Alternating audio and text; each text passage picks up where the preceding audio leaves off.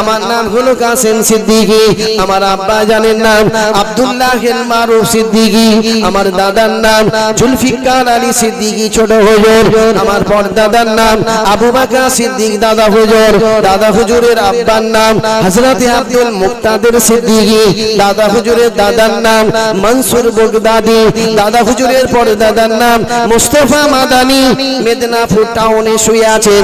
দাদা হুজুরের পরদাদা শেরে মস্তান হারে বারেশা দিল্লির জামে মসজিদের সিঁড়ির তলায় শুয়ে আছেন। দাদা হুজুরের পরদাদা হযরতে হাসান বসরি ইরাকের জমিনে কারবালাতে শুয়ে আছেন। দাদা হুজুরের পরদাদা হযরতে উকবা রাদিয়াল্লাহু তাআলা আনহু রাসূল পাকের একজন সাহাবা, মদিনার গর্ভস্থান জান্নাতুল বাকিতে শুয়ে আছেন।